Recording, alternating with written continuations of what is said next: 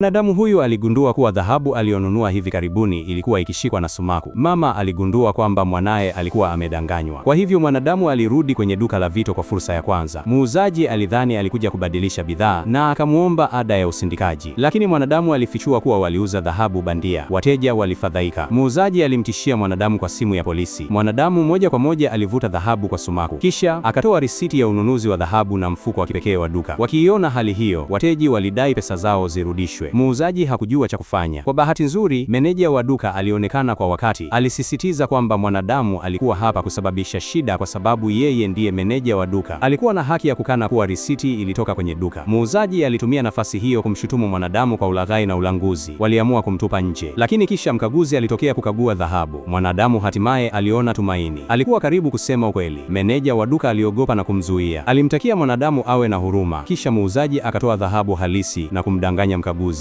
Baada ya mkaguzi kuondoka, mwanadamu alikuja ofisini kupata rejesho, lakini meneja wa duka alirudi kwenye neno lake na kumwomba mwanadamu atoe ushahidi usiopungua aina 100. Mwanadamu alikasirika na akataka kumfunza somo. Wakati huo, kundi la wanyang'anyi walivamia duka la vito. Walichukua dhahabu yote dukani, lakini walipokuwa wakiondoka, kwa bahati waligongana na mwanadamu. Mifuko yao ya nyuma ilibadilishwa. Dhahabu bandia ilichukuliwa na wanyang'anyi, lakini dhahabu halisi ilikwenda mikononi mwa mwanadamu. Akigundua hili, alimwambia kwa makusudi meneja wa duka kwamba hataendelea kuishughulikia suala la dhahabu bandia tena. Hata alitumia simu yake ya mkononi kurekodi ushahidi. Meneja wa duka alidhani alipata sehemu bora ya mpango, lakini muda mfupi baada ya mwanadamu kwenda nyumbani, meneja alikuja mlangoni na zawadi. Walitambua kosa lao. Walitumai mwanadamu awe na huruma na kushughulikia suala ipasavyo. Wakiona uaminifu wao, mwanadamu aliamua kurudisha dhahabu, lakini ombi lake lilikuwa gehen gihrul lamuna.